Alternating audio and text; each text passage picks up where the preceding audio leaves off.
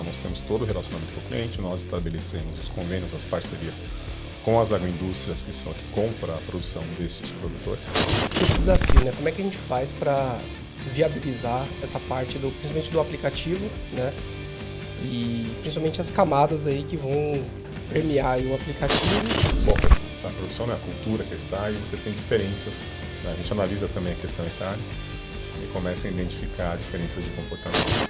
E tudo isso que fica em volta do core de crédito, entender o que a gente vai explorar. Então, é a imagem, é a produção de forma mais específica. Muito bem, meus amigos do PPT Não Compila, estamos aqui para mais um episódio desse podcast. Marcelão, episódio 101. Nossa, 101. 101. 101. Você imaginou que a gente ia chegar aqui, cara? 101. É claro que eu imaginei. Muitos outros virão. Pô, 101, cara. Vai ter um 1001 aqui. Eu vou estar aqui 1001 de bengala. Muito bom. E para conversar aqui com a gente nesse episódio tão especial, Marcelão, o número 101 do nosso podcast, a gente está aqui com os nossos amigos da Agroforte, que vai trazer um pouco para a gente de como tirar uma startup do zero para um mercado tão específico que é dos produtores de agro. Eu não vou dar spoiler aqui, porque eles vão falar um pouco mais sobre esse negócio com a gente. E ainda fazer dinheiro com isso. Lógico, né? É óbvio. Que é a melhor parte. É a melhor parte, né? Eu estou aqui com o Gustavo Andrade, que é o CTO da Agroforte. Tudo bem, Gustavo? Obrigado pela presença, cara. Tudo já. Muito obrigado pelo convite. CTO e CPO, então acaba ali fazendo meio de campo com a área de negócios e tecnologia. Vamos falar rapidinho aqui meu histórico. Eu tenho cerca de 20... Toda vez eu faço essa conta, né? Uns 24 anos aí entre tecnologia, produtos e principalmente no setor bancário. Cerca de 20 anos aí atuando em bancos. É um cara que sabe pouco de banco, viu? Quase nada. Quase nada, não manja nada de banco. Se tiver alguma dúvida, pergunta para o Gustavão. E aqui do meu lado direito está o Anderson Gagliotti, que é o Head de Desenvolvimento. É o cara que põe a mão na massa no código lá, Marcelo. O cara do Spring Boot, do Java, né? Quero saber se ele vai falar de Spring nesse episódio. Cara. Python não. Eu não sei, vamos ver. Fala aí, Gagliotti, tudo bem, cara? Boa noite aí, obrigado pelo convite. Prazer aqui estar com vocês. Bom, a gente trabalha com desenvolvimento de software, né? Esse é o core ali da minha atuação. Na verdade, é um pouquinho de tudo, né? A gente faz Scrum Master, um pouquinho de PO, um pouquinho de tudo. Atuo bastante na Agroforte, principalmente nessa frente de desenvolvimento, né? Então, garantir que a gente está sempre fazendo as entregas, garantir que a gente está sempre com aderência ao produto, negócio, tentando transmitir as boas práticas para o time, né? Tentando organizar, desenvolver os talentos também, que a gente tem gente de senioridades diversas. Bom, um pouquinho da história, eu estou aí no mercado de desenvolvimento de software há uns 17 anos aí, né? Só, apesar da cara de criança. Mas eu acho que esse é um pouco racional do que a gente tenta fazer, né, na Agroforte, principalmente começar uma área de desenvolvimento sem ter muito algo fora do padrão, né? Você tentar ser o mais assertivo possível, e aí a gente está lutando todo dia para fazer isso, que é a vida do programador, né? Então, a gente vai assumindo novas responsabilidades, mas a alma de programador é essa daí. Né? É isso aí, sempre, cara. Obrigado pela presença também. Obrigado. Gagliotti. E é isso aí, a gente vai falar muita coisa interessante nesse episódio. Vamos falar sobre tecnologia bancária, vamos falar sobre o uso da nuvem, sobre desenvolver ou comprar sistemas, né, Marcelão? Make or buy. Make or buy, né? Já diria nosso querido Gartner. Nosso amado Gartner. Nosso amado Gartner. A gente tem uma piadinha interna sobre Gartner, tá? Vocês podem acompanhar no nosso episódio. Então, eu queria fazer um outro convite para mais um convidado desse episódio. Você, nosso ouvinte que está aí, eu queria fazer um convite para que você coloque o comentário aqui.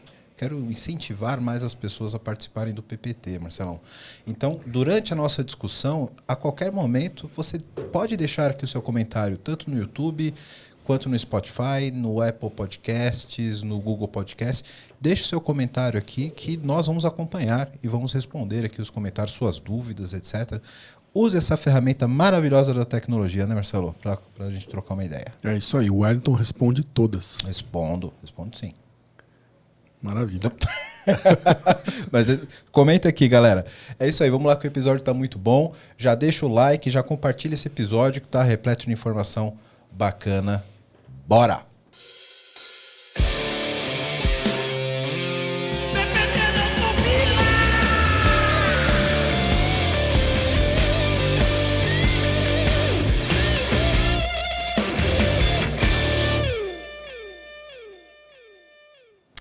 Antes da gente mergulhar aqui na tecnologia da Agroforte, queria que vocês dessem um overview, até para a gente contextualizar, porque é o que a gente sempre fala, né, Marcelo? Tecnologia é o meio, né? Então, para a gente saber exatamente o que a tecnologia está viabilizando, qual o problema que a Agroforte resolve no mercado? O que ela faz? Para a gente contextualizar essa conversa. Bom ponto. A Agroforte ela atua no financiamento de pequenos e médios produtores rurais através do aplicativo, apesar de parecer simples isso, né, para o meio rural é uma diferença grande. Antigamente o produtor ele precisava se deslocar até uma agência bancária, deixar a produção de lado para conseguir um crédito que muitas vezes ia demorar de 60 a 90 dias. Além de toda uma burocracia, muitas vezes em cartório, fazer alienação do imóvel para ele conseguir esse crédito. Então, a Agroforte ela entra justamente para solucionar essa dor do produtor, oferecendo crédito de uma forma simples, ágil e sem burocracia nenhuma. Então, essa é a missão da Agroforte. Então, a gente pode falar que é uma fintech? Uma fintech voltada a pequenos produtores rurais, pequenos e médios com produtores foco rurais. em crédito. A gente estava conversando também fora do ar com um foco em proteína animal, né? Proteína animal. Temos algumas operações em café, né, mas o principal é proteína animal. Legal. E aí, como que isso funciona do ponto de vista de negócio? Aí eu estou me colocando no lugar do leigo aqui que não sabe, por exemplo, da onde vem o dinheiro de uma fintech que oferece crédito. Existe um banco por trás? Vocês são um banco? Um banco é uma fintech? A gente já fez uma pergunta dessa, como em alguns outros episódios anteriores, né, Marcelão? Não souberam responder. Vamos ver se a gente consegue hoje. Eu vou deixar até o card. Pô, mudou de sala, agora eu não sei mais o lado, Marcelão, do card. É aqui, ó. Sei aqui, lá, é aqui. E a gente já houve essa discussão. Do ponto de vista de modelo de negócio, né? O produtor, ele enxerga vocês como a pessoa que concede o crédito, certo? Mas internamente na operação O de funding, vocês, né? da onde vem isso? Como é? Vocês são um banco, tem um fundo por trás, é um banco, como que é isso? Nós não somos um banco, nós somos uma securitizadora. Aí o nosso modelo de negócio permite que eu tenha múltiplos provedores de funding. Atualmente, nós temos um FDIC próprio, um FDIC da Agroforte, que permite o funding para esses produtores. Entendi. Então, através de um FDIC. Agora você vai ter que explicar o que é um FDIC. O FDIC é um fundo de investimento em direitos creditórios. Basicamente, é um pool onde os investidores aportam um recurso e esse recurso é utilizado para emprestar nos produtores. Conforme os produtores pagam esse recurso, a gente remunera a cota dos investidores no fundo. Entendi. Então, existe um fundo de investimento que o cara tem ali uma rentabilidade esperada, né? Isso. Em cima do mercado. O cara sabe que está investindo no agro de proteína. E aí, isso você utiliza para repassar e ser esse intermediário da operação do fundo, né? Isso. Nós somos o originador e o agente de cobrança também desse fundo. Então, nós temos todo o relacionamento com o cliente, nós estabelecemos os convênios, as parcerias com as agroindústrias que compram a produção destes produtores. E através dessa agroindústria que nós chegamos nos produtores, fazemos a originação de crédito. O recurso é oriundo desses fundos e conforme as operações são liquidadas, repassa essa remuneração naturalmente. Né? Você cobra os juros do produtor, é o que remunera a cota do investidor do fundo.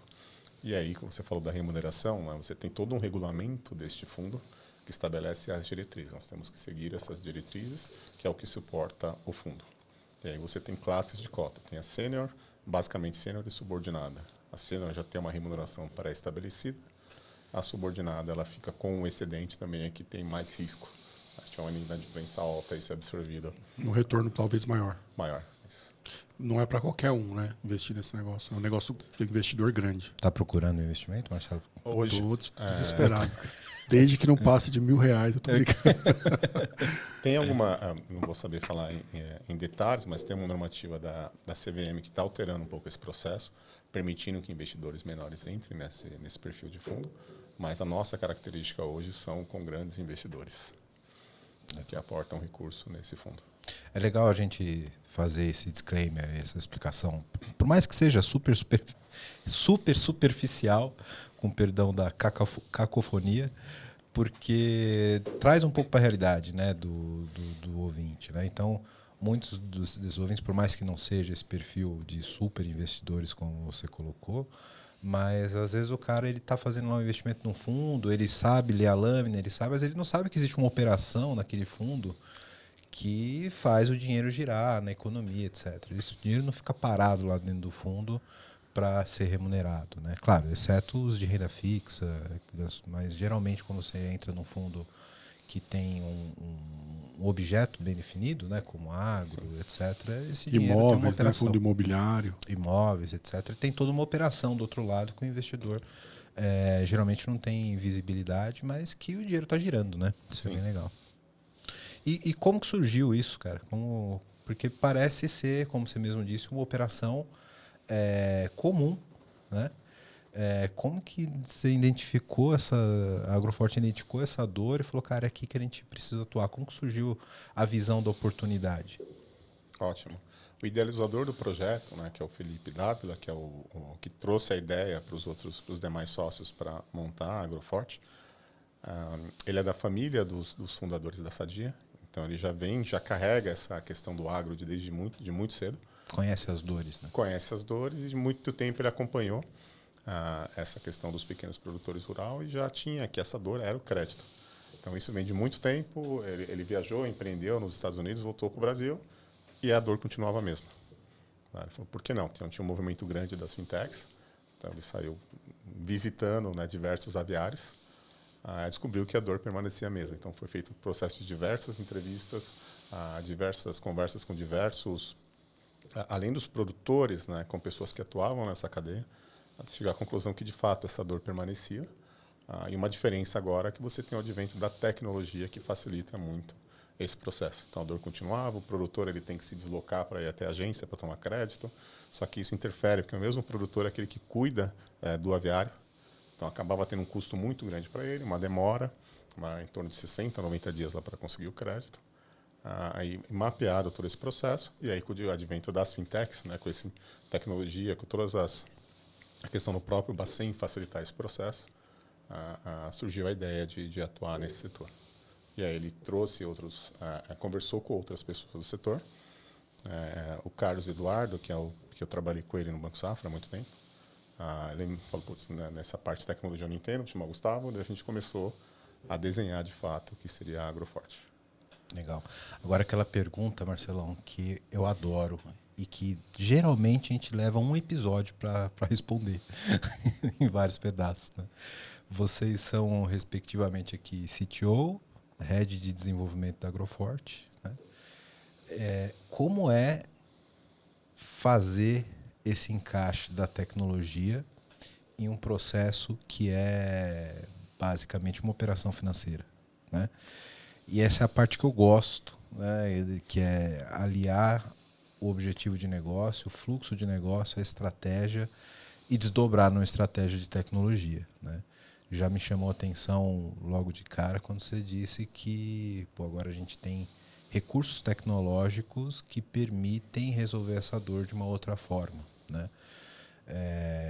E a gente tem sempre uma impressão, né, justificada ou não, acho que vocês vão poder dizer com mais propriedade, de que esse mundo financeiro, especificamente B2B, ele tem uma certa burocracia envolvida no processo, né?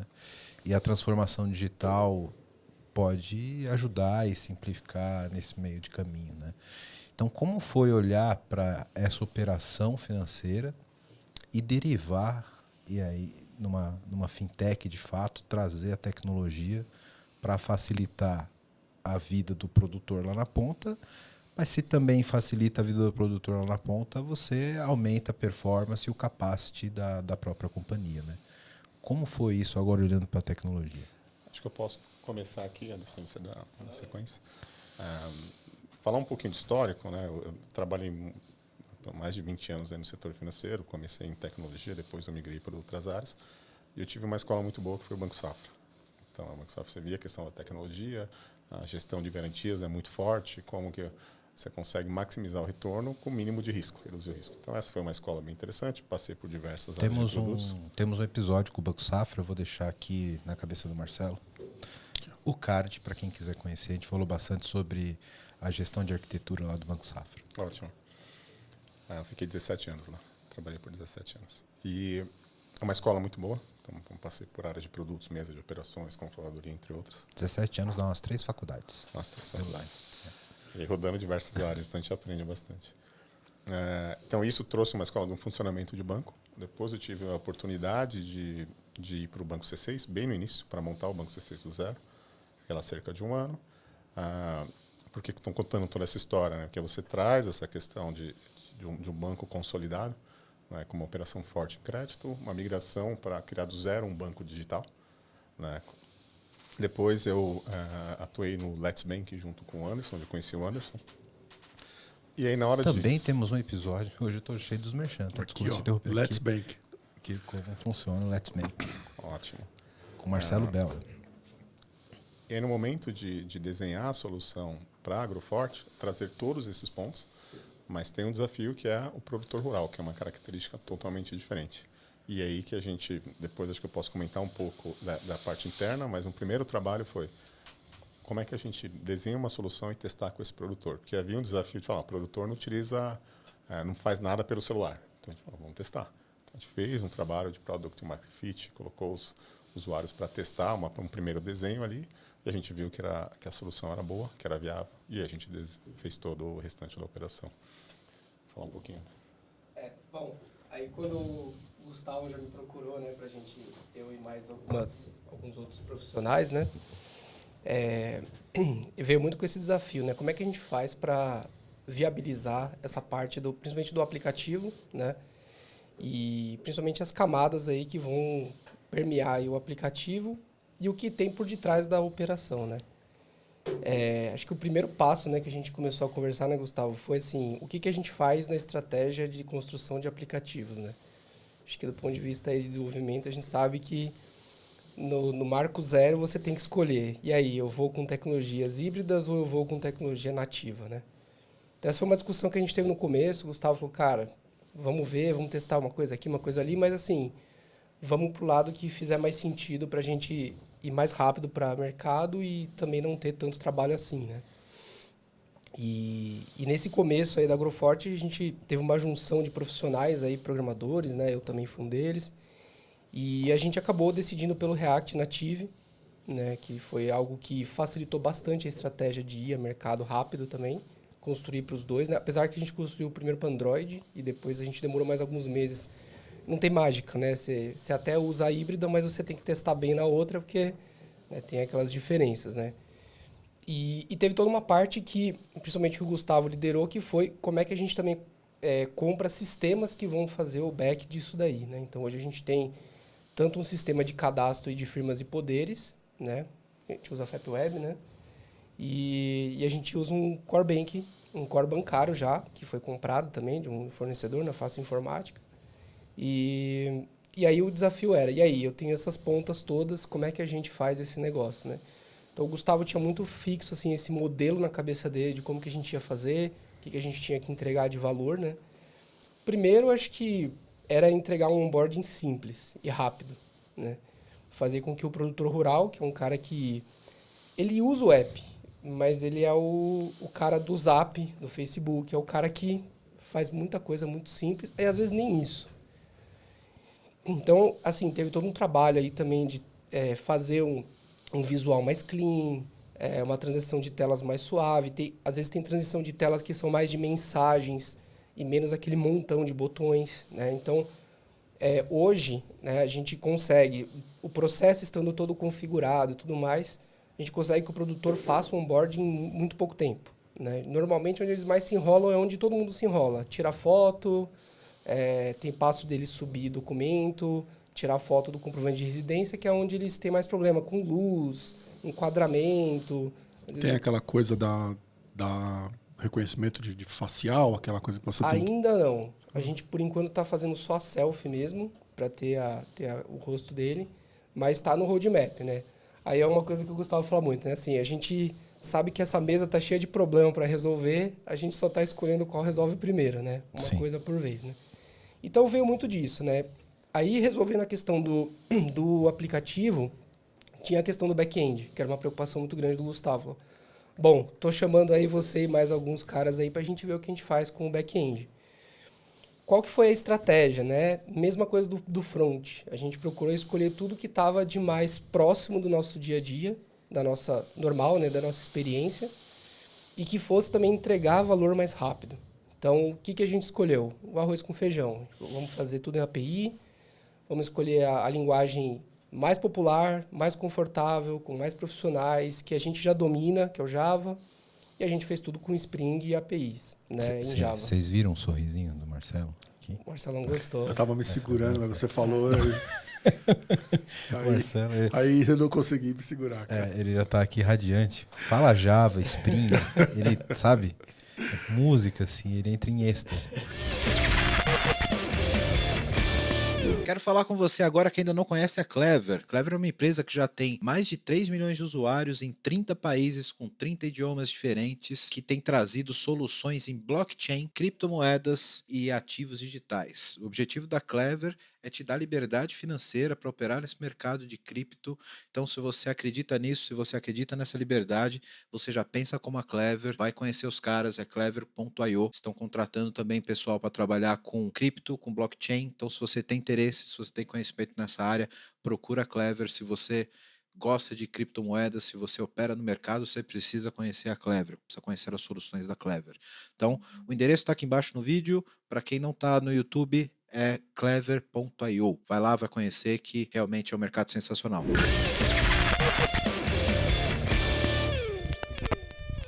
Tem uma questão interessante no modelo de negócio, que é mão de obra. Onde eu vou achar mão de obra? Eu preciso de uma linguagem. Estou mexendo em uma questão financeira. Não é simples eu desfazer alguma coisa. Eu não posso testar tanto.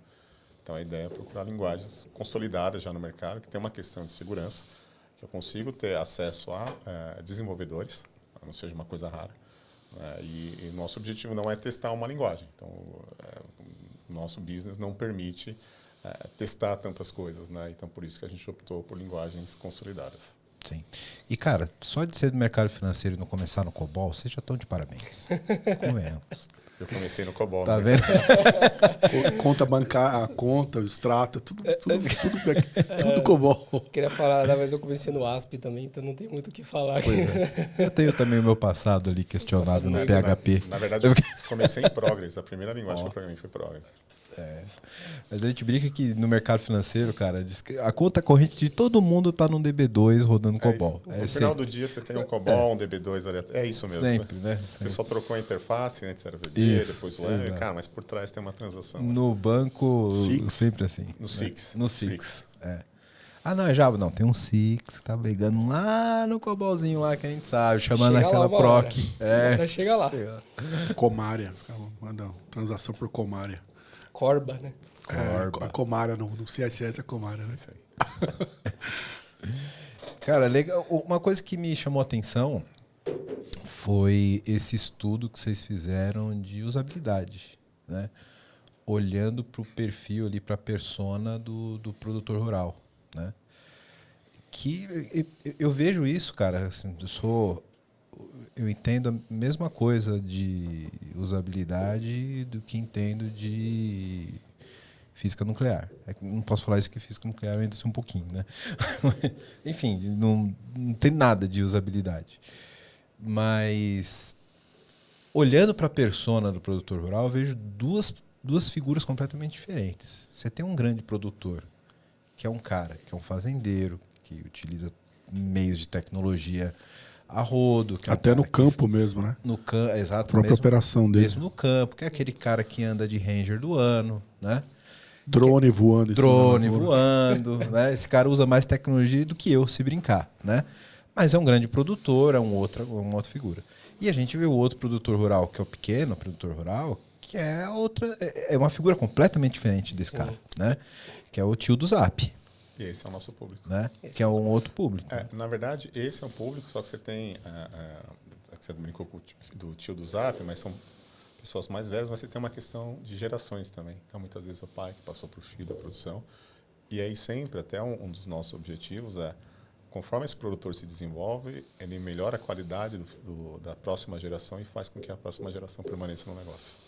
Então, isso é bem Porque o garoto já vem embarcado, né, com tecnologia. O cara já nasce com o celular na mão, né? E aí o que foi interessante, até algumas... A gente testou, tem algumas coisas engraçadas, né, que, por exemplo, deu problema num determinado aparelho Android, que a gente não conseguia entender por que não funcionava, e depois a gente descobriu que era um celular da Caterpillar.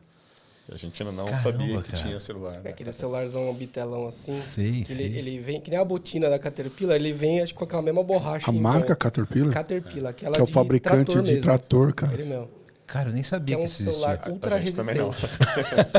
Aí os caras brincavam e falaram, esse cara deve ter ido numa feira, ganhou e tal, não sei o quê. E o que a gente... Você desmonta, tem um iPhone dentro. Não tem, corta essa parte, corta. E voltando até essa questão da usabilidade, então o que a gente... E você olha os aplicativos, hoje os bancos são bem legais, você olha aplicativos. Mas eu não posso levar toda essa complexidade ali também para o produtor. Então a gente procurou uma interface simples, a gente tem até uma personalização, a gente atende a cadeia de proteína animal, então a leite, aves, ovos, tem uma estrutura já preparada para suíno também. E qual foi a nossa sacada? Não, vou trazer cada vez mais o aplicativo com uma cara do produtor rural. Então, se ele é de aves, a gente personaliza a interface, que tem o pitainho, ele vai evoluindo, né? Então, para cada etapa, né, ele vai evoluindo. Então, a gente traz uma interface gráfica ali, associada à cultura do produtor, para ele se sentir mais próximo. E aí a gente também simplificou algumas coisas, né? Exemplo, mesmo essa reconhecimento facial, eu tenho dúvidas se de fato a gente vai implementar, porque é chato fazer aquilo. Sim, também acho. Cima, também acho. Então, em algum momento... Cara, eu tenho tanta dó. Minha mãe, eu não gosto cai daquilo, nessa cara. malha, cara. Quando ela cai na malha fina do banco, ela vai fazer um piquezinho dela ali pra tiazinha da van. E aí, às vezes, cai, tipo, faz reconhecimento. Aproxime-se, aí se aproxima. Afaste-se.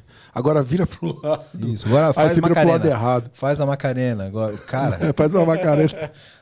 E aí, o que a gente descobriu? Falei, não, peraí, então esse aqui a gente segura, porque hoje a gente consegue suportar um processo rápido e o nosso back-office consegue atender bem. E justamente, passo a passo, a gente tem interface, como o Anderson falou, que a gente vai apenas comunicando o produtor do que ele deve fazer. Então, uma comunicação simples, uma tela clean, personalizada com a característica do produtor, para simplificar ao máximo o processo dele. A gente tem características, alguns produtores que eles têm alguma certa dificuldade, mas a gente tem um atendimento, né, para esses produtores. O atendimento também é alguém do campo, alguém que tem um perfil, alguém que tem até um sotaque. Né? Então a gente busca, legal. Não é um pessoal de São Paulo que vai ligar produtor, não, a gente não tem isso. São agrônomos, né? São agrônomos que falam com esse agrônomos ou outra formação na área do agro em si, que tem uma comunicação com aquele produtor e que entende o dia dele, tem uma comunicação mais assertiva. Pô, que legal, cara. Então a gente tem essa preocupação, tanto comunicação via WhatsApp, tanto por telefone. Então esses produtores têm um pouquinho de dificuldade, normalmente atende pelo suporte, ajuda ele, ou mesmo um familiar, alguém auxilia esse produtor. É bem comum, inclusive. Assim, às vezes a gente pega o cenário onde o CPF preenchido é do produtor, tá tudo certinho, mas ele às vezes põe o e-mail do filho. Ou o próprio filho põe o e-mail. Porque... Quando vocês chamam de pequeno produtor, automaticamente para mim parece, na minha cabeça, vem o produtor familiar ali.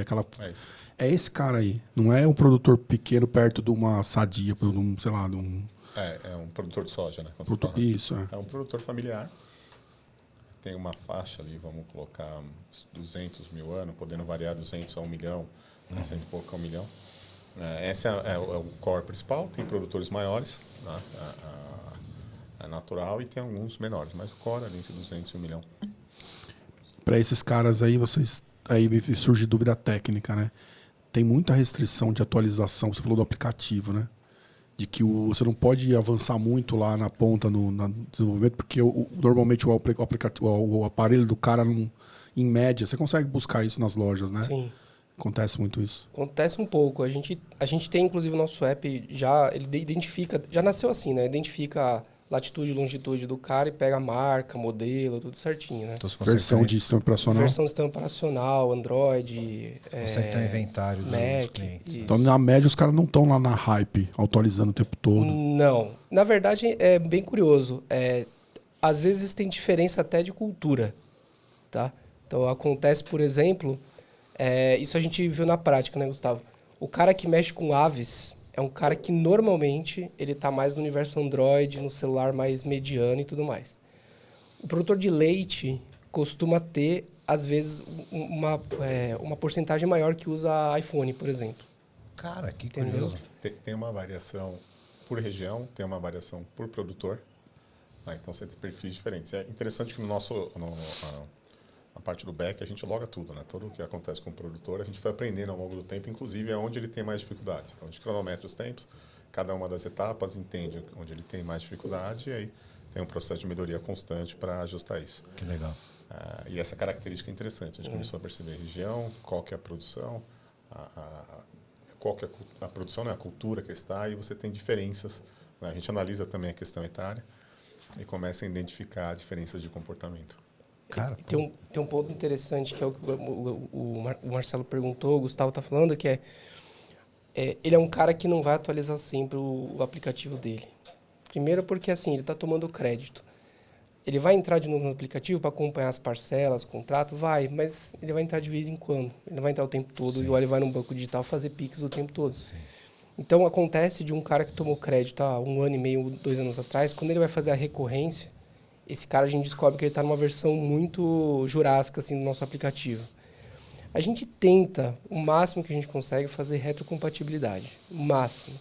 Mas chega uma hora que começa a ficar muito custoso para a gente, tecnicamente. Porque, assim, quantas versões de API você vai conseguir manter compatível com o celular que o cara... com a versão que ele tem do aplicativo, né?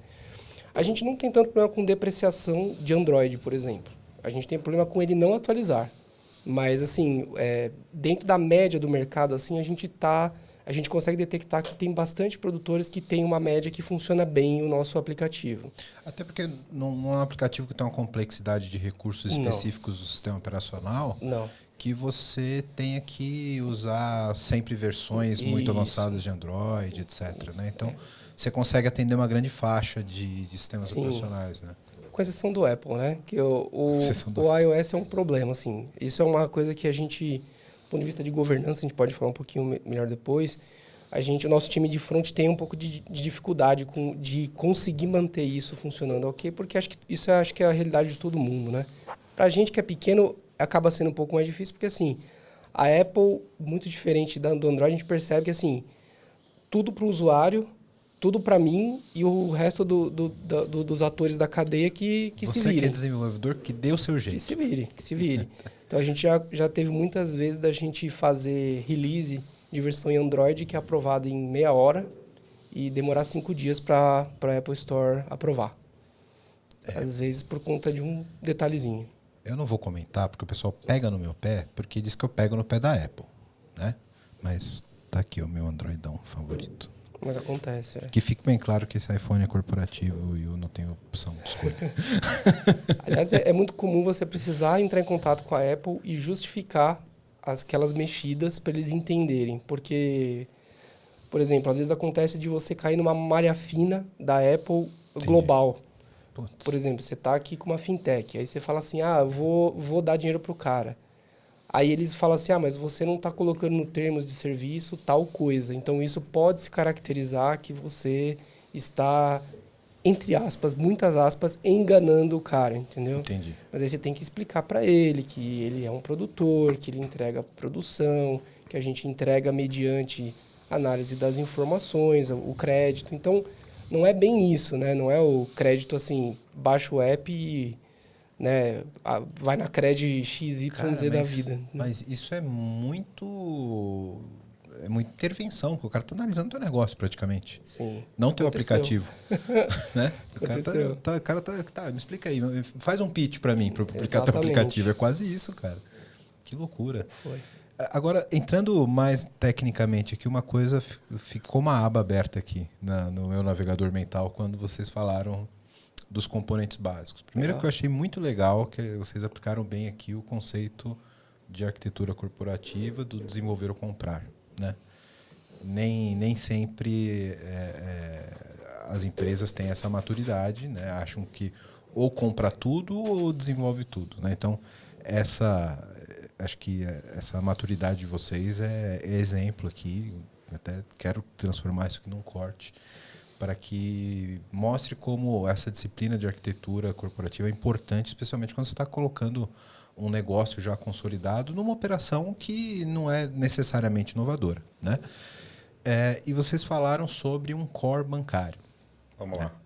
Eu ia voltar nesse ponto. Então, desculpa, complementa. Não, eu queria que vocês falassem de fato um pouco mais sobre isso, né? Como é isso e se isso é tão pattern assim que eu posso comprar uma solução pronta de core bancário? Muito boa pergunta. Eu ia retomar nesse tema, então você já fez esse trabalho. Qual foi a nossa escolha aqui no início do projeto, né? Então, a gente fez um desenho macro, de onde a gente quer chegar. Então, independente da especialização no setor, o que eu estou fazendo? Eu estou fazendo uma operação de crédito. Então, esse é o norte. Então, a startup está nascendo aqui é uma operação de crédito. Por mais que eu tenha diversos caminhos a seguir, tem algumas coisas básicas que eu tenho que fazer numa operação de crédito. Então, apesar de não sermos banco, eu tenho toda a construção de sistemas equivalente a de um banco. Então, de forma simples, eu tenho que pensar no cadastro, eu tenho que pensar na questão de firmas e poderes, modelagem de crédito, gestão de limites de créditos, cotação, formalização, carteira, contabilidade, cobrança, processo de cobrança. Isso é natural para uma operação de crédito. E aí, traduzindo em miúdos, o que você quer me dizer é, quando eu falo do mercado de tomada de crédito, eu tenho entidades e operações de negócio que são comuns para esse tipo de operação. É isso. E aí, cada uma dessas caixinhas, depois eu tenho especialização para o setor que eu estou atuando, para a característica. Eu consigo inovar em alguma dessas caixinhas, mas essas caixinhas são necessárias. Algumas dessas caixinhas são obrigatórias pelo Banco Central, pelo Bacen? No nosso caso, nós não somos regulados pelo Banco Central, então dentro da parte do core bancário você tem, posso falar do início da formalização, você tem algumas regras específicas, né, dependendo da característica da operação, e depois o acompanhamento da carteira, você tem todo o registro contábil, você tem questões regulatórias, reportes que eu preciso mandar para o Banco Central, mas é uma exigência para entidades que são reguladas pelo Banco Central. O que nós fazemos? Então, dado este cenário, que aí eu acúmulo, né, de passagens por outros lugares, então eu preciso desenhar isso aqui. O que é um diferencial de negócio e o que não é um diferencial de negócio? Então, o core bancário não vai ser um diferencial. Eu não vou entrar nesse business de criar um core bancário e concorrer com as empresas que já estão atuando.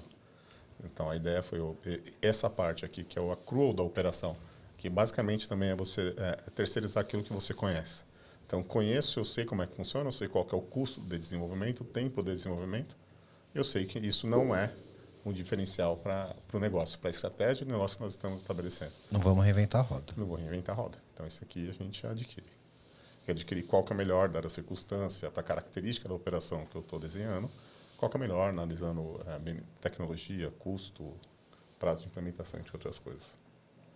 A outra escolha foi firmas e poderes. Nós sabemos que o nosso público principal era PF, mas que havia uma possibilidade de PJ também. É um grupo menor, mas tinha. Então, por que não já adquirir uma solução que trate disso? Eu também não quero desenvolver para o mercado uma solução de firmas e poderes. Que avaliar quem que assina por quem, até determinados valores. Isso dá um trabalho, não vai ser um diferencial de negócio. Então, esse aqui eu também adquiro. E o outro é de assinatura eletrônica. Então, também vou utilizar um parceiro, desde que tenha como pré-requisito que eu consiga integrar no meu aplicativo. Então, a gente procurou as caixinhas que entendemos que não seriam um diferencial de negócio, até porque eu não vou ter um time muito grande. Onde eu vou focar, onde vai ser estratégico para a gente. E aí, as outras caixinhas nós adquirimos. Todo o restante do processo foi desenvolvido internamente. E aí, eu queria até detalhar um pouco mais de como funciona isso na cabeça do arquiteto corporativo, né? Porque parece ser bem trivial quando nós que estamos no mercado de tecnologia falamos, né? Mas quando a gente traduz isso para uma estratégia de negócio e de tecnologia, significa que eu não vou desenvolver uma estratégia de tecnologia para aquilo que é comum no mercado, né? Então, eu tenho ali um sistema que vai me fazer o controle do crédito, de quanto são essas parcelas atualizadas, etc. Que é um processo comum de operação financeira que, claro, variando eu ia falar variando as variáveis, né? Mas, enfim, variando parâmetros ali, como enquanto a taxa é tomada, prazos, contratos, etc., é uma operação que da Agroforte ou em outra empresa financeira funciona da mesma forma. Então, commodity, é né? commodity, né? E isso não traz, como o Gustavo me falou, não traz diferencial de mercado, né?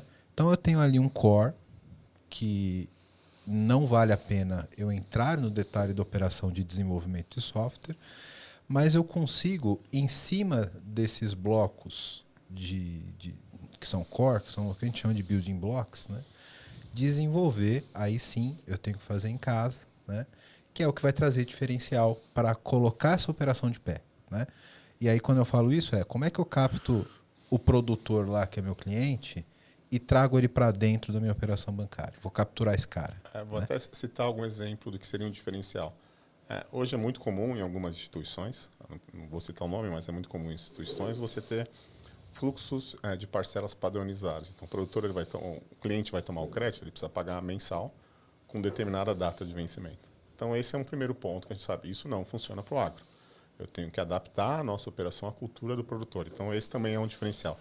Pode parecer simples, mas é um diferencial muito grande. Exemplo, aves, é um ciclo de 60 dias, podendo variar, inclusive, dependendo da agroindústria na qual o produtor fornece. 63, 67 dias. Então, nós criamos também um sistema de produtos e modalidades. Né? Modalidade é um nome comum no setor bancário, que eu consigo desenhar o fluxo dessa operação de acordo com as características da cultura e da agroindústria que esse produtor está vinculado. Então, eu desenho um fluxo que ele vai ter X dias de carência, até 45 dias. Exemplo de aves, né? Ele põe quanto tempo, o produtor informa quanto tempo ele está com o lote. Então, ele está lá 15 dias com o lote. Então, ele está 15 dias com o lote. Então, a primeira parcela eu vou gerar daqui a 45 dias, que vai casar com o recebimento dele da agroindústria. E as próximas parcelas, para esse caso específico, eu ponho de 60 em 60 dias. Então, isso acaba sendo um diferencial. Cultura de leite. 30 dias, então entrega leite todo dia, vai lá, no final do mês, emite a folha leite. Né? Ele tem um receber da agroindústria que pode variar 5, 10 ou 15 dias.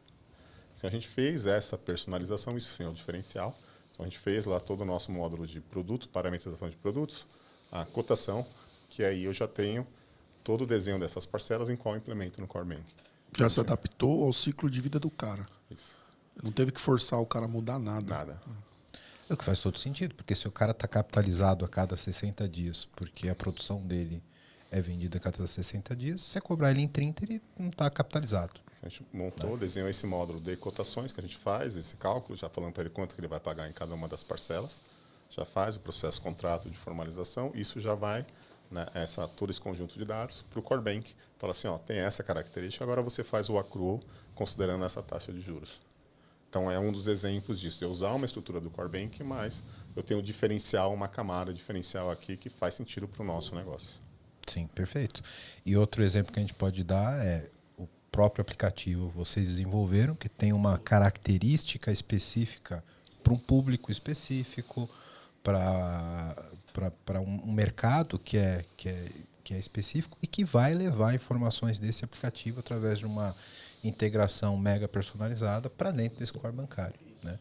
Então não é algo que você compra de prateleira, né? Mas que então, e o legal é que vocês aplicaram exatamente os 3 conceitos aqui do nosso amigo Gartner, né, Marcelo, de arquitetura corporativa, que é comprar, personalizar ou desenvolver, né?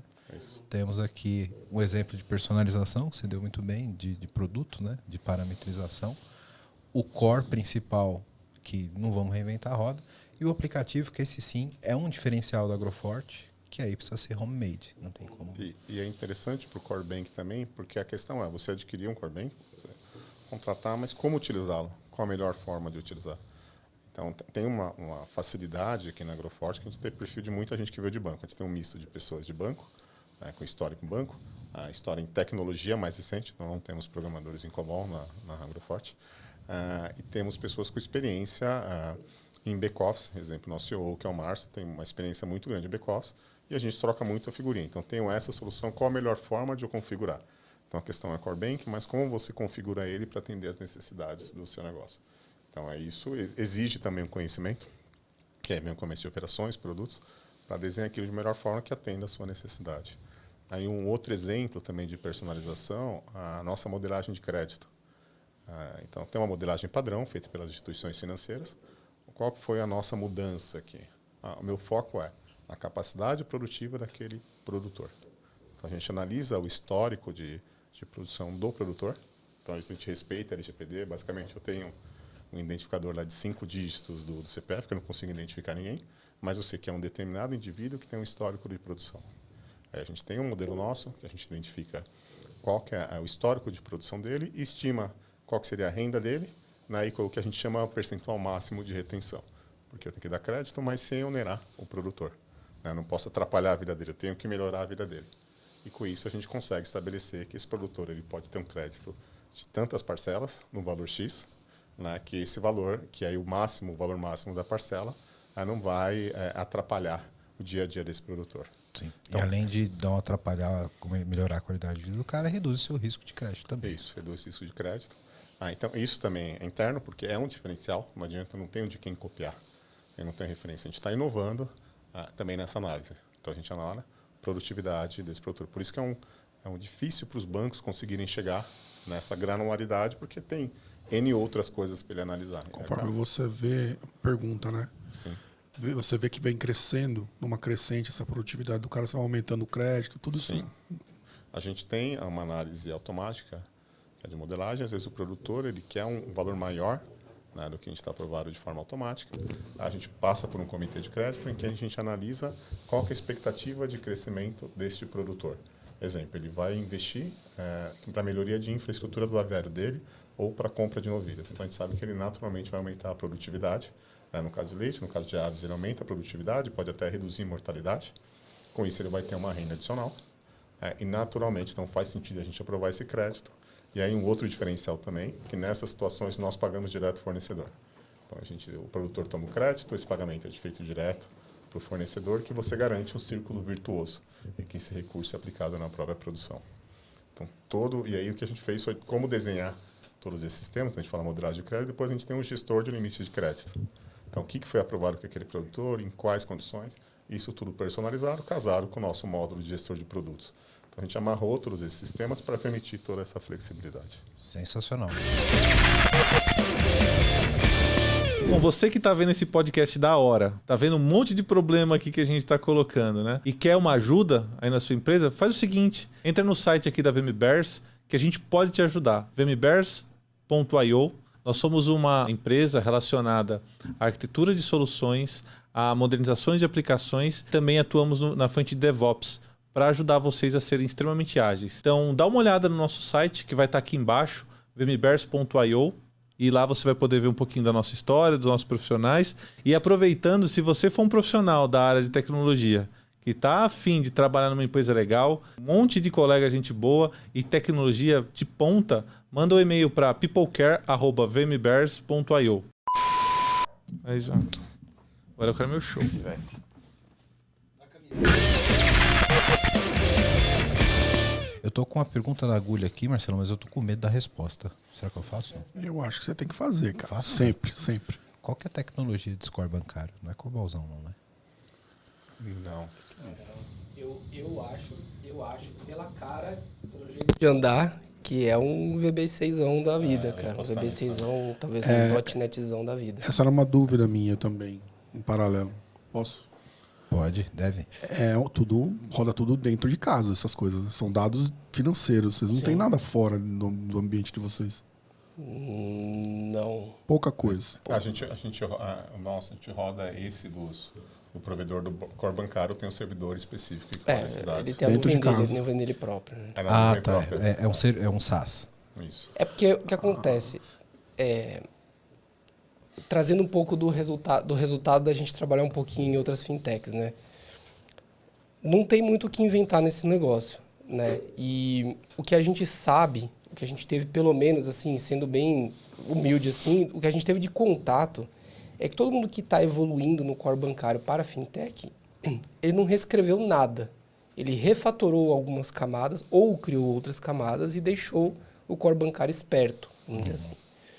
Então, no nosso caso, é mais ou menos a mesma coisa. O core bancário, querendo ou não, ele é uma aplicação desktop client-server. Ponto. Né? Por quê? Porque esse cara provavelmente está no mercado há 30, 40 anos desenvolvendo software, deve ter umas linhas lá que tem comentário de 20 e poucos anos. Não faz sentido você comentar, porque isso funciona assim no mercado, porque sim, acabou, Bacen é assim. E é o que o Gustavo falou, quando a gente compra essas soluções, é isso que a gente espera, a estabilidade da experiência da solução. Né? Sim. Mas a solução ela também está evoluindo com o tempo. Então, eles têm APIs, eles têm interfaces que permitiram que a gente fizesse a automação de algumas operações. Legal. Né? E isso fica no ambiente deles mesmos, Fica no você ambiente usa como deles. serviço. SaaS. Né? SaaS. Exatamente. O que é a minha visão com relação a esse mundo de core bank? Né? Você tinha dois cenários. Então, os bancos, grandes e médios bancos mainframe, e você tinha alguns bancos menores que utilizavam algumas soluções de core bank. Esse é o cenário. E ficou assim por muito tempo. E alguns anos, sei lá, 5, 10 anos, começou a ter o boom das fintechs. Então, não teve tempo esse cara do core bank ele desenvolver alguma coisa do zero. E é muito custoso desenvolver sistema para banco, são projetos de anos. E essa questão, se você falar, está na nuvem, isso foi uma discussão da minha época de C6 que eu lembro dessa discussão, justamente porque você tinha normativas do Bacen que permitiam isso. Então, teve um trabalho ali do Banco Central também, algumas normativas específicas que permitissem o processamento na nuvem. Então, esse foi o trabalho. E as soluções de core bank, elas foram evoluindo, então eles tinham que rodar, né? Mas assim, ao pouco eles foram evoluindo, e algum sistema Pix é todo um desenvolvimento de sistema novo. Mas o que não é Pix, sistema core, conta corrente, crédito, isso tudo era numa tecnologia antiga em que eles estão adaptando e melhorando. Então, O famoso KNAB, né? eles estão, conforme o carro está andando ali, estão trocando o pneu, estão fazendo as coisas. Por causa desse boom que deu e não teve tempo. Então agora você já tem alguns players que são uma tecnologia mais avançada, mas no geral o core ali é uma tecnologia mais antiga, que ainda não teve esse tempo hábil. Eu cheguei a trabalhar com algumas soluções internacionais, que eram muito bacana o conceito. Eu achei assim, coisa sensacional, era quase... você cria o produto que você queria de forma automática, processamento em nuvem, funciona direitinho. O único problema é você tropicalizar. Inclusive, acho que eles não conseguiram ainda fazer esse processo. Se fez, roda em alguns bancos que tem algumas brands no exterior, mas aqui nacional não vi nenhum banco aplicando ainda, porque você tem essa dificuldade de tropicalização. E aí já é um modelo que roda em 150 países, tem uma tecnologia mais avançada, mas você tem uma dificuldade de tropicalizar. Entendi. E aí, quando você afirma isso, eu queria até fazer uma pergunta que eu sempre quis fazer para quem, de fato, tem experiência na tecnologia bancária.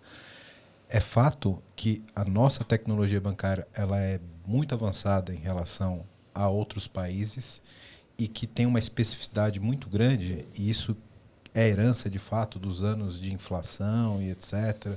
A questão fiscal do Brasil não é uma questão tão simples, né? E você tem regras específicas do Bacen. Então, o cara vai entrar aqui, ele precisa entender de OF, ele precisa de entender de R, ele tem conjunto de regras que ele precisa se adaptar. Você tem os juros, compostos, você tem os juros do cheque especial, que é um bichinho bem diferente também. Você tem a operação de desconto. Então, não é tão... Estou falando isso por pegar o sistema e ter que ir lá especificar o que compulsório, que eu não sei se tem em todos os lugares, né? Depósito compulsório, você tem uma regrinha específica que também até anos atrás, a gente tinha cheque predatado, que era uma jabuticaba que só existia aqui. CPMF. Conceito de boleto, né? CPMF, boleto. Conceito de boleto. Boleto é só no Brasil, né? Parcelamento também. Tem país que não tem parcelamento de dinheiro, os caras nem sabem o que é isso, né? Então, você tem essa característica que a gente chama de tropicalizar, né? Como é que eu pego um produto específico e trago aqui para o Brasil. Então, eu trabalhei num time que a gente chegou a especificar o que era, mas eu acabei não vendo a implementação, que eu acho que ela não aconteceu. Então, tem desafios que já era uma tecnologia muito mais avançada. Se olhar o seu cara, aquilo ali é um sonho de consumo para qualquer um. Só que aí tem essa barreira da tropicalização. E aí o que está bonitinho tropicalizado aqui é o que você disse. Talvez ainda não deu tempo de reescrever isso em functions na nuvem. Porque deu um boom. Esse mundo de fintech, você deu um boom. Aí como é que você faz? Cara, você precisa atender, então você vai gerando os pratinhos, vai ajustando. Vai ter que fazer o dinossauro da skate. Isso mesmo. E aí, então, tem agora esse movimento de... até que ponto, quais bancos que você consegue, exemplo, tirar do mainframe e você trazer com o core bank proprietário. O C6 eu não sei como está agora, mas escolher um core bank, está funcionando, que era uma aposta, né? Você tinha um cenário de trazer um core bank específico e depois você ter uma solução mais parruda. Acho que esse core bank ele conseguiu dar conta, né? Foi evoluindo uma solução nacional. Eu uso o aplicativo, está funcionando bem. Acho que eles conseguiram ultrapassar essa barreira. Agora, a migração de alguns bancos grandes do mainframe, eu acho um pouco projeto para alguns. Cara, eu trabalhei 7 anos e tive a honra de, alguns desses anos, trabalhar junto com o Marcelo numa grande seguradora aqui do Brasil. Né? E essa discussão do mainframe, ela começou no momento zero que eu entrei na empresa e eu saí 7 anos depois e ela não terminou. E o mainframe está lá ainda, porque eu conheço gente que trabalha lá, ele está lá, firme e forte, e ninguém derruba ele dali. O cadastro de pessoas está dentro dele, né? Enquanto a IBM fazer servidores mainframe ultra processadores rápidos, Sempre vai estar lá, cara. Eu não vi ainda um case de sucesso de migração do mainframe. Talvez porque eu não tenha conhecimento mesmo, mas nesses principais bancos aí eu não consigo enxergar ainda. Você tem módulos específicos, por exemplo, o Pix já nasceu fora, tal, mas o core ali, conta corrente. Não tem informações de dentro, né? Mas a gente, inclusive, entrevistou aqui no PPT o ex-CTO do Itaú, né? Contou um pouco dessa jornada para a nuvem e tal. Parece que o Itaú está bem avançado em criar uma camada de abstração e desacoplamento do mainframe e já está aí bem avançado com a AWS. Né? Não sei o quanto. Não sei o quanto isso é propaganda. Eu vi isso de gente da AWS. Todos os requests que chegam, que eles já têm resposta do mainframe, eles guardam num cache. Isso, fica no Redis. Fica no Redis. Aí ele não chama mais o mainframe. Então, o problema é que tudo que você ouvir ou do Itaú ou da AWS pode ter um viés de wishful thinking aí no caminho de case de sucesso. Né?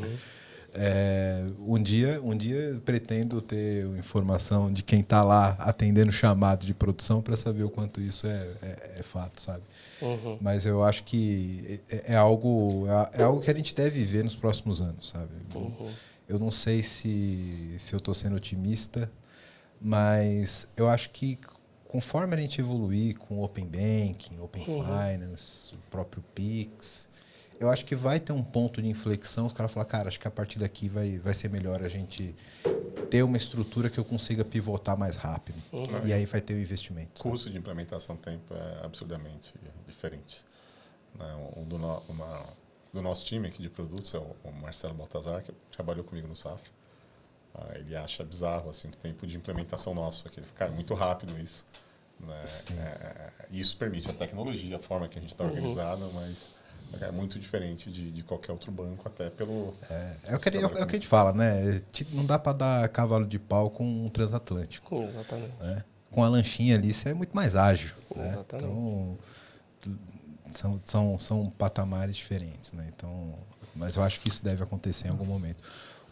Os caras não querem fazer um Big Bang, né? Se você for tirando de pedacinho, até vai. Até vai. Porque você tem que investir, você tem que garantir a sua competitividade. É um investimento que ele custa caro, mas que lá no futuro ele tem redução de custo. E como é que você concilia isso, né? Então, exato. Você não vai parar de criar novas features, vai ficar só fazendo uma migração. Até que ponto isso vale a pena? É um desafio bem interessante. Não parar a operação e não dar descontinuidade no negócio. Não é só porque é cool ir para a nuvem, não, cara. É porque o mainframe está pagando as contas. Então, exatamente. Tem uma balança aí que... Um abraço pro Bezerra, que é esse tio do Itaú, que veio aqui com a gente contar bastante desse bastidor aí de infraestrutura do Itaú. Mais um cardzinho aqui na cabeça do Marcelo. Confere aqui o episódio, que foi muito legal. Uma pergunta que... Mais uma aba. Eu vou conversando com vocês, vai abrindo as abas aqui. Como a gente tem os sistemas terceiros, né? O nosso maior desafio de dados hoje, ele tem muito mais um caráter de primeiro, que o Gustavo falou, né? Focar no core do crédito, no motor que a gente fez ali, e principalmente na orquestração do app e dos sistemas que são em paralelos, né? Então, hoje, se a gente for caracterizar, a gente tem uma base mais transacional, tem uma base mais de modelagem, e a gente tem muita informação de origens de dados, que é o que você comentou, né? A gente ainda não está completo com o Data Lake e tudo mais, mas a gente já está nesse projeto. A gente está querendo começar agora a fazer, como a gente já fez a V1, vamos dizer assim, né? A gente está começando a estruturar agora algo que seja mais multi-sourcing, seja multiprocessing, que faça filtragem, faça a separação de dados, porque a gente já está prevendo muito mais coisas por aí. Então, a gente tem um terceiro sistema aí que a gente está vendo de começar a entregar no mercado, de terceiros. A gente tem algumas frentes, principalmente na cultura de leite, para começar a processar esse negócio. A gente tem algumas frentes aí com o projeto com a Embrapa, né, que acho que o Gustavo falou um pouquinho mais, que já tem uma caráter muito mais de processamento de geolocalização, de avaliar onde que esse cara está localizado, qual a informação que ele tem da propriedade, qual que é a área que ele, de fato, está fazendo ali a produção dele. Então, é o que você falou, a gente já nasceu, primeiro, na nuvem, isso é o mais importante. Segundo, a gente procurou não deixar muito complicado a questão dos dados, né? Já tive outros carnavais aí que você via... Puta, banco A, banco B, banco C, banco D, tem o banco X da integração, o banco tal, não sei o quê. A gente procurou não complicar isso sem a necessidade, né? Então, agora a gente tem o desafio de tentar fazer esse negócio convergir e a gente, de fato, nascer com uma parte aí de data lake, big data, que seja mais coesa logo do começo, né? Então, acho que esse é o nosso objetivo hoje, né? Acho que esse é o Giovanni poderia falar muito mais. O Giovanni é o meu par, tá? É o head de arquitetura e infraestrutura, segurança, toda a parte que no desenvolvimento não faz, o Giovanni que faz. Tá? O Giovanni resolve. Um ponto importante, né? Tanto para dados quanto para as outras verticais, a gente teve uma preocupação grande. Porque assim, eu não tenho orçamento para parar um ano para desenvolver um sistema para depois colocar para rodar. Então, o que nós fizemos? A gente foi construindo pedaço desses pequenos sistemas, todos já se conversando, e a gente foi evoluindo etapa a etapa. A gente conseguiu bastante sucesso nisso. Não foi diferente para dados, né? Então, a gente começou com a parte de modelagem, agora a gente já tem a questão de dados financeiros, né, e posicionamento de carteira que a gente manda semanalmente para os investidores, a gente já está migrando isso para de forma diária, né? Tem todo um desenvolvimento nosso de inteligência comercial. Então, a gente tem um trabalho grande, porque cada agroindústria, na prática, é um projeto. Eu preciso entender como é que está a estratégia de marketing junto à agroindústria, como é que está a entrada na relação com os produtores. A gente utiliza canais de comunicação através de revendas, entre outras informações. Então, a gente enxerga esse projeto. Como é que está a gestão disso? Então, a gente começa a trazer as informações de carteira, as informações de crédito, as informações oriundas do comercial, e tudo isso a gente centraliza, né, e começa a trazer informações, transformar isso e, de fato, em ações que vão direcionar a empresa. E outro ponto importante agora, a gente está estruturando uma forma mais pesada, porque vai ter um volume grande de dados, principalmente de imagens, né? Então, a gente está trabalhando agora no projeto com a Embrapa, tem um prazo aí de mais 1 ano e meio, da identificação, utilizando imagens de satélite, mais imagens locais, para ajudar a gente, inclusive, nos modelos de crédito.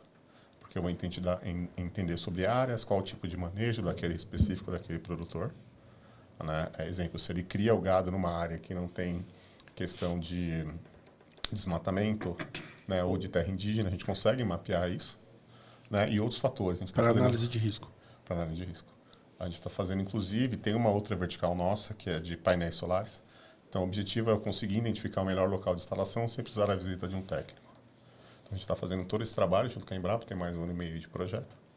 E tem uma outra vertical bem interessante que vai exigir muito de dados, que é a parte de leite, em que a gente tem esse trabalho que eu falei de modelagem e estimativa de renda. E agora, quais são outros fatores que influenciam na tomada de decisão? Então, fatores econômicos, fatores sociais, a questão de dados de gestão de produção das agroindústrias e dos produtores. E aí, isso a gente começa a analisar para identificar, para dar um crédito mais assertivo. Então, errar menos naquela questão do produtor. Então, aí é um trabalho grande que a gente está desenvolvendo, e aí a gente vai melhorando a nossa infraestrutura de dados. Então, a gente faz meio que em conjunto, né? Não dá para a gente parar e resolver o único problema. A gente vai trabalhando, vai evoluindo nesse ponto. Sempre evolutivo, né? Isso é uma das primeiras premissas que nós arquitetos levantamos. Fazer a parte básica bem feita para que você possa construir uma outra camada em cima e assim você evoluir. E aí de linguagem, o nosso marketplace está em Python, né? Marketplace em Python, a gente comprou uma solução de fora de marketplace. Agora eu gostei, agora foi cool. É um Python legado. Então, pode esperar que tem jQuery, Pode esperar que tem umas coisinhas, surpresinhas lá no meio. Eu falei isso até... então a gente... Kinder Ovo. E aí, além das outras verticais, a gente também tem o Marketplace que a gente vai acoplar na nossa solução, porque na prática eu já pago esses fornecedores, por que não trazer esses fornecedores para o nosso Marketplace? Sim. Né? E aí também tem toda uma gestão de dados, né? Inclusive que a gente vai ter mais esse outro sistema para a gente administrar também. Cara, você falou jQuery, acho que a última vez que eu programei em JavaScript, acho que foi jQuery.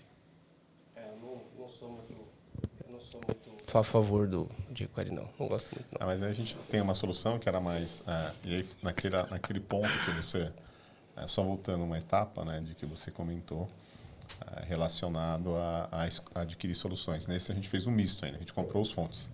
Então eu tenho fonte, a gente já internalizou e tem um time desenvolvendo. E aí então, você evolui a partir dali. Né? Evolui a partir daí. O Marketplace, você falou Marketplace, quem dúvida, é para o produtor. A gente vai apresentar isso para o produtor. Para que eles possam expor os... Aí as vendas expõem os produtos que os produtores vão consumir e aí no momento do checkout ele já financia pela Agroforte.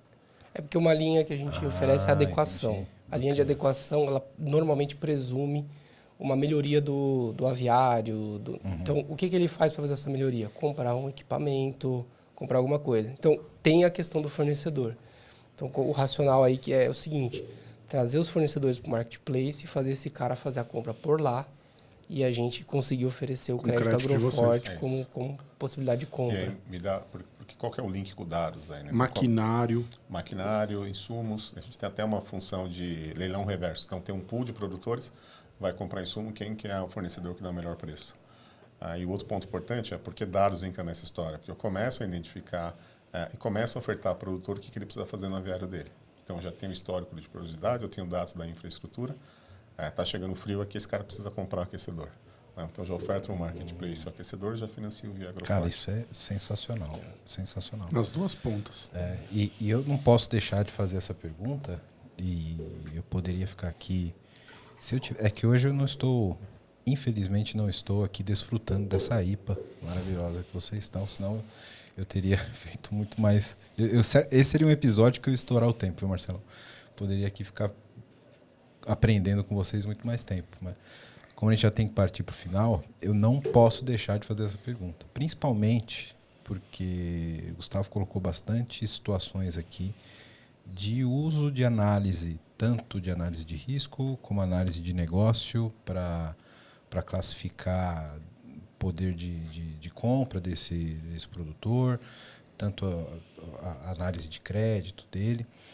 E a gente está acostumado a ver soluções no mercado de inteligência artificial sendo aplicadas pontualmente em algumas dessas cadeias, né?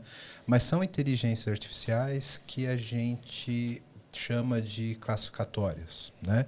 Baseado em modelos estatísticos, etc. Né? Então você pega ali um grande dataset de informações de produtores similares, o quanto eles têm de capacidade de crédito, e ele vai inferir ali dentro de algumas curvas estatísticas os resultados.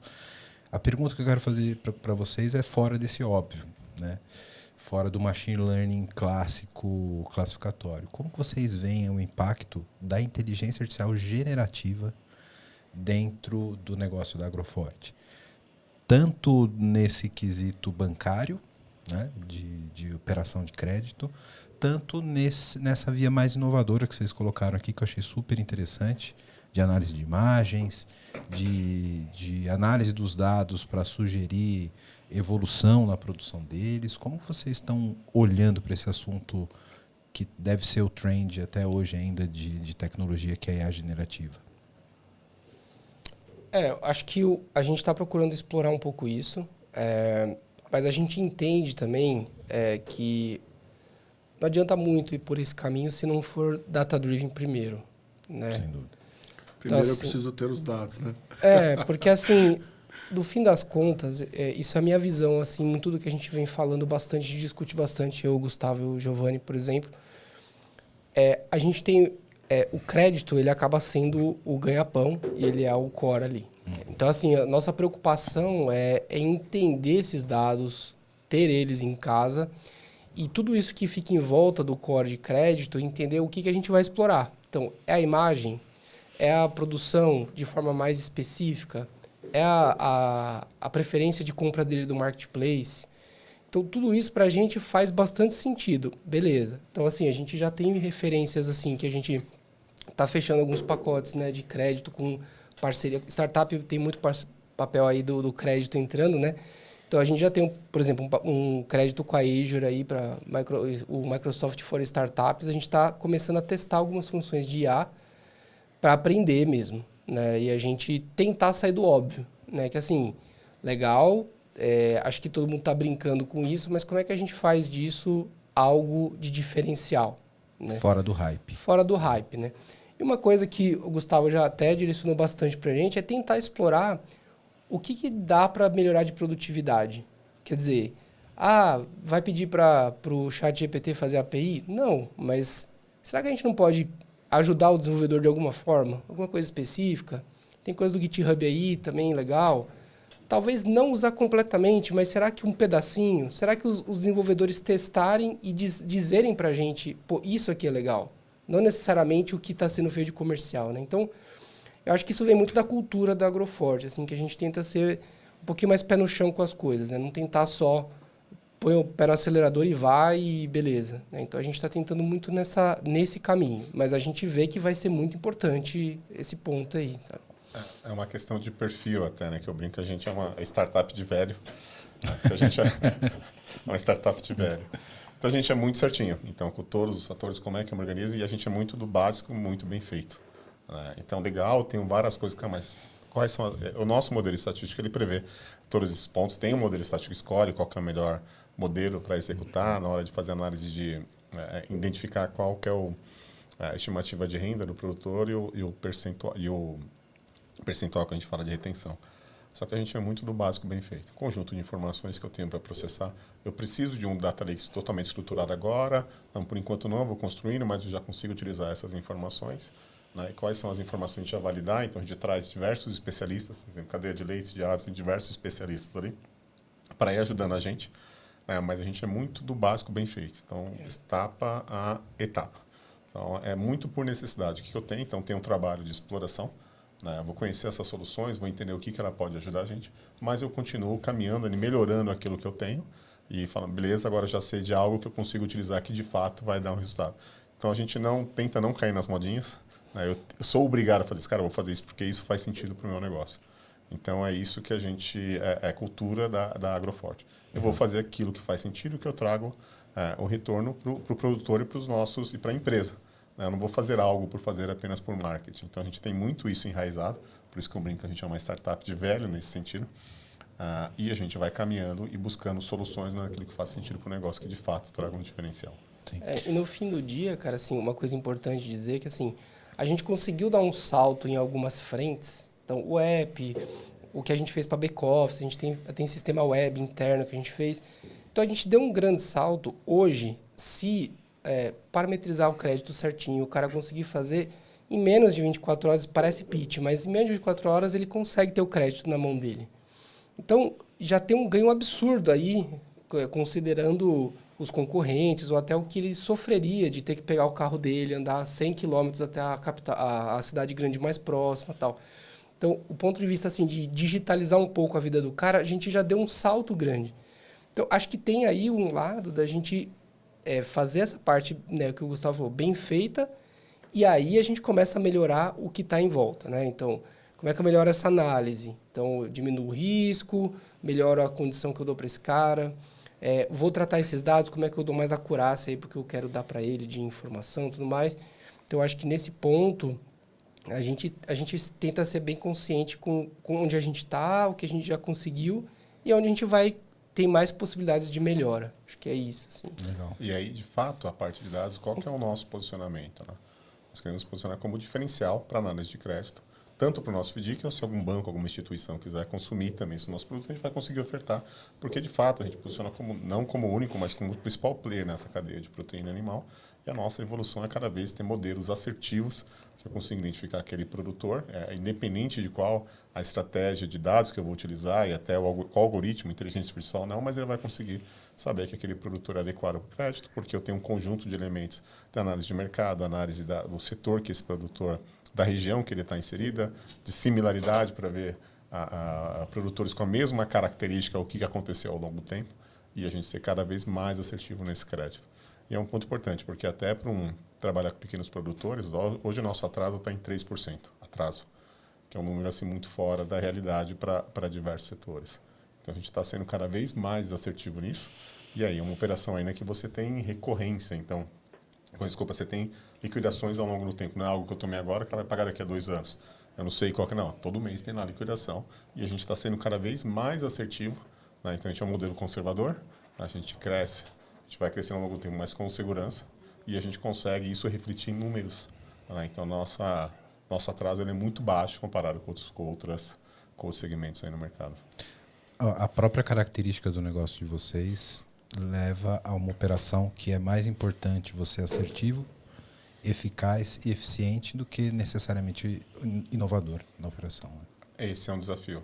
E aí o que a gente traz é uma inovação, mas ela tem que fazer sentido para aquela característica do produto. Ela tem que colaborar com eficiência, eficácia e assertividade. Isso. Né? E aí essa questão de dado é um direcionamento nosso. Acho que a gente fez muito bem a lição de casa, então ajustei a cozinha e agora eu estou cada vez olhando para fora. Então a gente tem parcerias com empresas que fazem a gestão, né, a gestão das fazendas, em parceria com empresas que fazem a gestão das agroindústrias da parte de dados, e aí sim se começa a ter uma troca de informações, tudo isso respeitando a LGPD.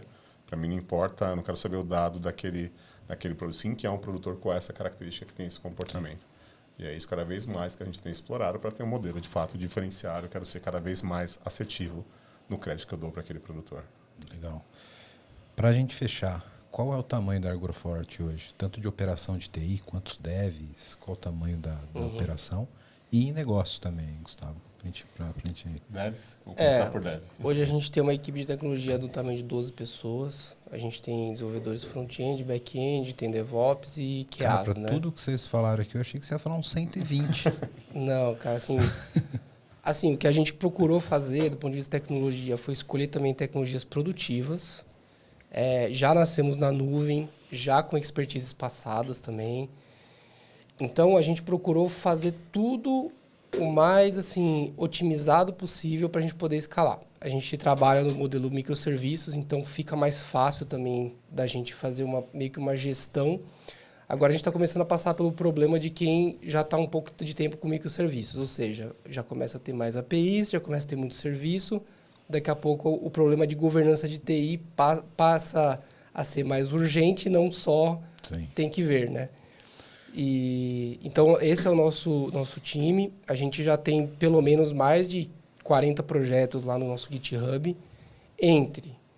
Tem o aplicativo de produção, a gente tem 3 sistemas web que rodam internamente, a gente tem pelo menos umas 15, 20 APIs aí que a gente suporta. Então, a gente procura muito focar em API voltada para um negócio específico.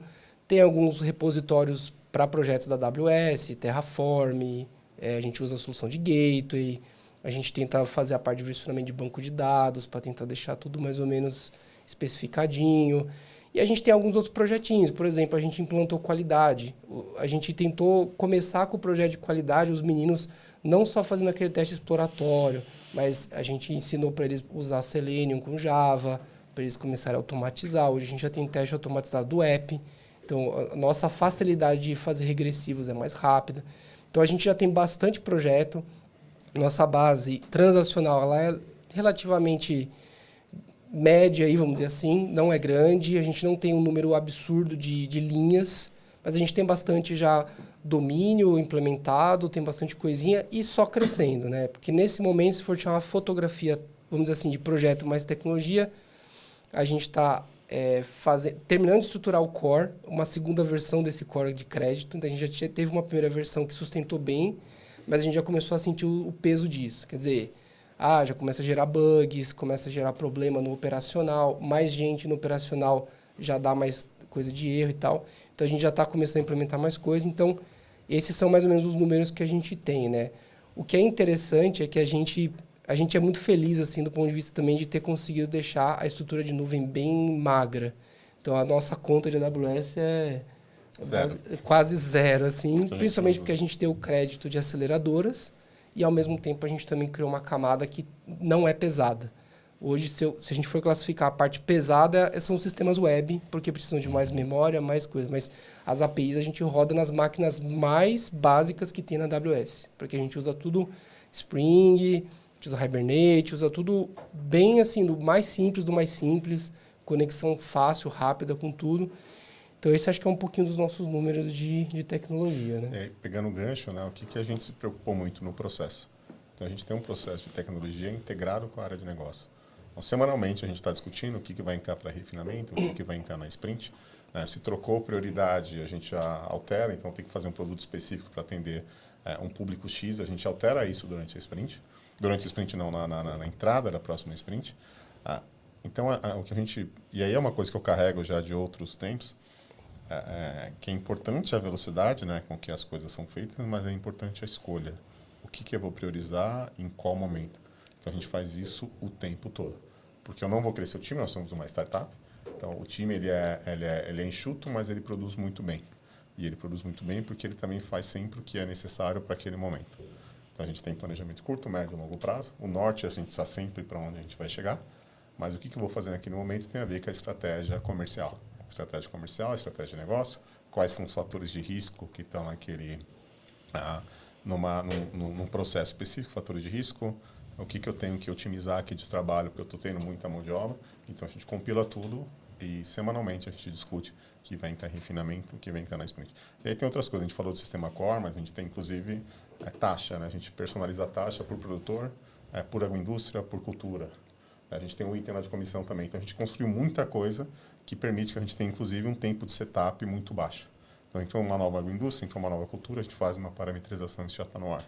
Então, tem uma personalização de produto que permite, inclusive, que agora a gente está com uma vertical de financiamento de painéis solares. Eu vou conseguir inserir isso dentro do nosso app de uma forma simples e rápida. A gente está discutindo integração, inclusive, alguns bancos querem atuar com a gente para a oferta de produtos também. A gente consegue fazer isso de uma forma rápida por causa da arquitetura da forma que nós desenhamos. E isso tudo com um time extremamente enxuto. Do restante, né, a gente tem hoje cerca de 30 pessoas, sendo que 12 de tecnologia, restante back-office, comercial, os próprios sócios que atuam desde financeiro, institucional, entre outros. Dos números, né, falando um pouquinho dos números, a gente agora tem de carteira originada 35 milhões, então a gente já originou 35 milhões, a carteira atual está em 18 milhões, então já sei, desses 35 já foram liquidados 17 e a gente consegue ter de fato um número percentual de atraso, que não é inadimplência, atraso. E esse atraso acontece muitas vezes, você tem setores por algum motivo, de repente o produtor de aves, ele precisou ficar com o aviário inativo por 30 dias por uma questão sanitária. Então isso vai deslocar o fluxo, vai gerar um atraso. Pra frente, entendi. Então isso é natural para essa operação, né? Então a gente entende que esse atraso ele vai se reverter e vai normalizar ao longo do tempo. Produtores atendidos, 455 produtores, e o total de operação 680. Então, isso indica uma recorrência em torno de 30%. Então, o produtor que tomou crédito com a gente, ele liquida e toma crédito de novo. Isso é um fator bem interessante, porque ele entende a facilidade. A gente fala de 24 horas, mas se esse cara fizer a transação no período da manhã, à tarde, ele já está com o crédito na conta dele. Então, hoje nós estamos em 8 estados. Então, basicamente, Sul, Sudeste e a Bahia. 180 municípios que são atendidos. Então, isso é o legal, porque a gente consegue atender o número de municípios impressionante. Muito legal. E parcerias, 19 agroindústrias, que a gente entra através dessas agroindústrias e chega nos produtores. Muito legal, cara. Muito legal. Fazendo uma conta aqui rápida de cabeça, pelo tamanho do crédito tomado, você falou 455 produtores, 650 contratos. É um ticket médio não muito alto. Né? 51 mil ticket médio. Muito legal. Então a gente, de fato, consegue chegar no pequeno produtor. Que é um cara que nem sempre é atendido pelos grandes. A gente tem operações de R$1.000. Em algum momento a gente vai olhar, porque a gente começou e a forma que a gente estruturou a operação, porque essa operação precisa rodar redondinha. Então, esse custo ele acaba não sendo um problema para a gente, de fazer operações pequenas, porque a gente já criou uma estrutura, uma esteira, de que isso funciona muito bem. Então, o produtor fazer um onboard ali, 5 a 10 minutos, e ele já recebe em 5 a 10 minutos o contrato para ele assinar digitalmente, de forma eletrônica, né? E aí aguarda o crédito.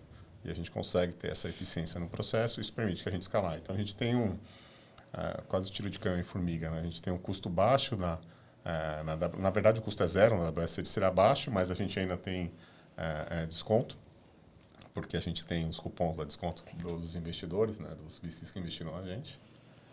E, além disso, a gente tem uma capacidade de escalar muito grande. Então, é um modelo que a gente criou e daqui para frente até o crescimento do time é marginal em algumas funções específicas que tem uma correlação direta com o crescimento das operações, mas bem marginal. Posso crescer de forma exponencial as operações e de forma linear o time, porque eu preciso de pequenas peças para ir... E aí o crescimento de operações ele pode ser exponencial em relação ao time. Né? Exponencial em relação ao time, são pequenas peças Sim. que a gente vai ajustando, a gente está constantemente olhando, né, o que precisa ser feito para eu ganhar uma maior autonomia e maior independência sem precisar contratar pessoas. Então é um pouco o nosso modelo. Muito bom. Cara, parabéns que vocês criaram aí com tão poucas pessoas e num mercado tão carente. É realmente sensacional. Parabéns. Muito bom, muito legal conhecer a história de vocês, cara. Muito bom. Muito bom. Marcelão, acho que encerramos aqui. A verdadeira faculdade. Uma aula, né? Uma masterclass. Uma masterclass. Agradecer aqui meus amigos pela presença. Muito obrigado por compartilhar aqui um pouco da rotina de vocês, da estratégia de vocês. E que vida longa, Agroforte, aí que está só começando essa jornada, cara. Muito obrigado pelo convite. Minha primeira vez no podcast. Achei uma experiência bem legal. Parece que eu já tinha gravado uns 30. Muito bom. Muito bom. Obrigado aí pela experiência e, pessoal, pelo convite.